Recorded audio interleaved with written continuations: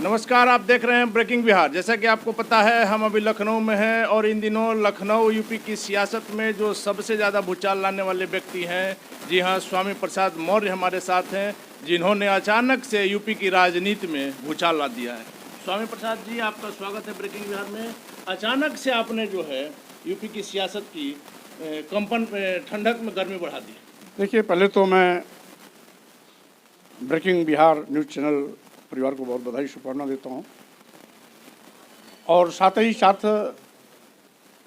चूँकि जिस तरीके से उत्तर प्रदेश में योगी सरकार ने जातवाद के अहंकार में दलितों और पिछड़ों की उपेक्षा की, भारतीय संविधान द्वारा प्रदत्त आरक्षण को अजगर की तरह निकलने का पाप किया, साथ ही साथ 69,000 शिक्षकों की भर्ती में 19,000 आरक्षित पदों पर सामान्य वर्ग के लोगों की भर्ती कर दी, पीजीआई जैसे उच्च चिकित्सा संस्थान में बैकलॉग के नाम पर 54 लोगों की भर्ती केवल एक जात विशेष की कर रहे हैं, जबकि सामान्य वर्ग के लोगों के बैकलॉग भर्ती का कोई व्यवस्था है ही नहीं।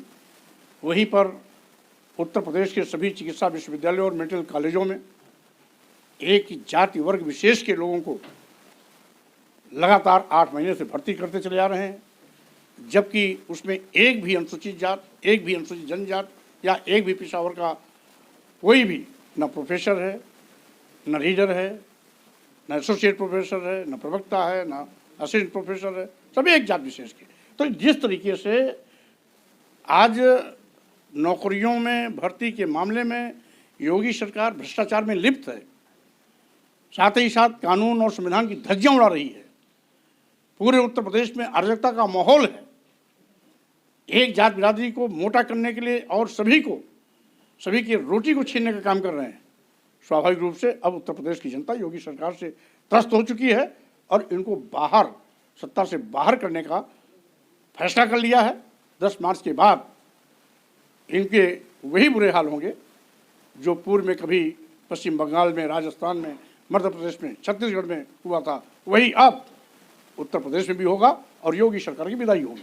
सर, आपकी बातों पर एकदम इसलिए नजर आ रहा है कि बीजेपी के तमाम नेता, यहाँ तक कि गृह मंत्री को भी घर घर जाकर के वोट मांगना पड़ा। अब वो घर घर जाकर के वोट मांगे या घर घर जाके आरती उतारे, वो 5 साल में बीजेपी के धोखे के शिकार उत्तर प्रदेश के लोग बहुत बुरी तरह हो चुके हैं और बहुत भोग लिए हैं।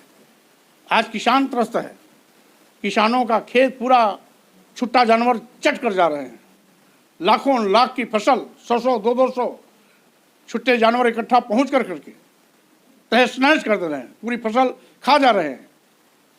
और साथ ही साथ घड़ियाली आंसू बहाने के लिए 2,000 रुपया 4 महीना में देने के कहते हम 2,000 रुपया किसानों को सम्मान निधि दे रहे हैं। लाखों की फसल चट कर गई और 2,000 रुपया सम्मान निधि दे करके किसानों की आंख में धूल झोंक रहे हैं। वहीं पर बेरोजगार नौजवान छात्र आज ठगा हुआ महसूस कर रहा है, नौकरी तो मिलती नहीं, लाठियां बरसाई जाती हैं। कोई भी परीक्षा आज तक पाक साफ हुई नहीं, हर परीक्षा जो है अनियमितता के शिकार हो गई, भ्रष्टाचार की शिकार हो गई। और इसी तरीके से आज चाहे बेरोजगार नौजवान हो, चाहे किसान हो, दलित हों, पिछड़े हों, और यहाँ तक कि छोटे और लघु मध्यम व्यापारी हों, व्यवसायी हों, वो सब त्रस्त हैं और सबने तय कर लिया है कि योगी सरकार को अब सत्ता से बाहर करना है। सर, राजनीति में आपका कई दशक का कैरियर है, इतने दिनों तक आपने इस सरकार में भी महत्वपूर्ण पद पर रहे, इलेक्शन के समय ही सर आपको ये बात दिखी? देखिए, 5 साल का जनादेश होता है और मैं अगर 5 साल तक भारतीय जनता पार्टी की सरकार में नहीं रहता तो इन्होंने जो पाप किया है आज उसको उजागर भी नहीं कर सकता। मैंने जानकारी ली किस तरीके से साथ में रह करके इनके वो दोहरे चरित्र को देखा, कहते कुछ है करते कुछ है, मुंह में राम बगल में छुरी, दुहाई देंगे सबका साथ सबका विकास और सबका साथ लेकर के सबका विनाश कर देंगे, अपने चहेतों को मालामाल कर देंगे, सिर्फ अपने चहेतों को मालामाल, स्वाभाविक रूप से। और यही कारण है कि आज योगी सरकार उत्तर प्रदेश के लोगों की आंख की किरकिरी बन गई है और जब तक किरकिरी निकाल नहीं दिया जाएगा, जब तक मोदी योगी सरकार को सत्ता से बाहर नहीं कर दिया जाएगा, तब तक उत्तर प्रदेश के लोग चैन से नहीं बैठेंगे। सर, इस बार कहा जा रहा है कि जिधर ओबीसी जाएंगे सरकार उधर बनेगी। स्वाभाविक रूप से इसके पहले भी भारतीय जनता पार्टी 2017 के पहले 14 साल का वनवास झेली थी।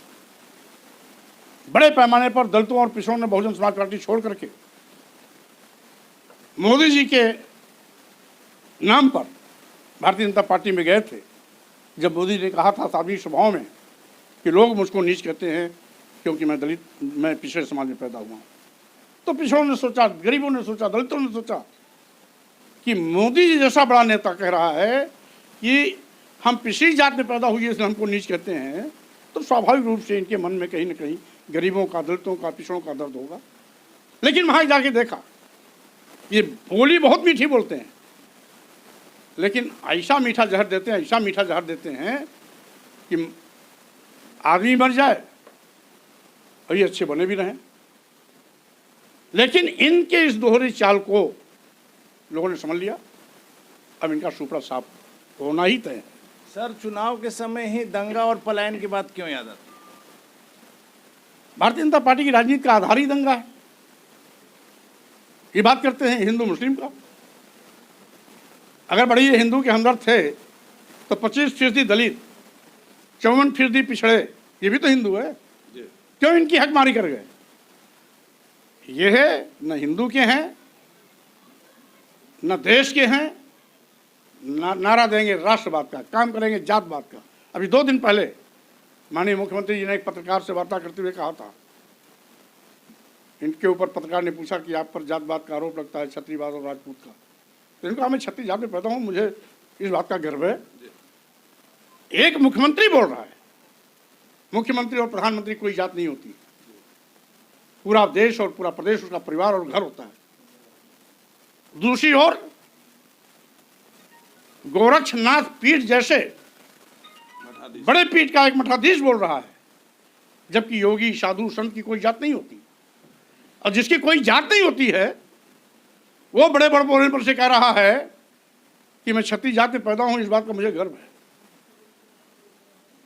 अरे भाई ठीक है, तुम्हें गर्व है, लेकिन दलितों और पिछड़ों का हक तुम अपने जात के नाम पर अपनी जात वालों को दे रहे हो, यही आरोप मेरा है। सर, आपके और ओम प्रकाश राजभर जी के आने के बाद से बाजी एकदम अखिलेश जी की तरफ जाती हुई दिख रही है। देखिए, भारतीय जनता पार्टी की खटिया खड़ी बिस्तरा गोल होना है।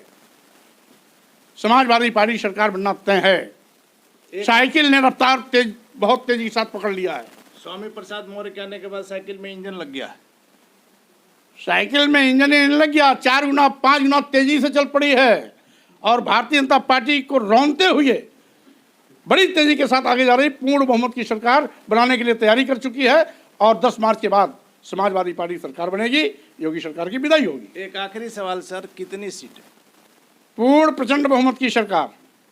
सीटें नहीं बताएंगे? सीट तो चूंकि उत्तर प्रदेश की जनता देगी और इतना भर के देगी, हम जितना उम्मीद करते हैं उससे ज्यादा सीट मिलेगी। चलिए, धन्यवाद। तो ये थे हमारे साथ स्वामी प्रसाद मौर्य जी, जिनके आने से यूपी की राजनीति में एक भूचाल आ गया है। आप देख रहे हैं ब्रेकिंग बिहार, खबरों का सिलसिला जारी है, आप बने रहें ब्रेकिंग बिहार।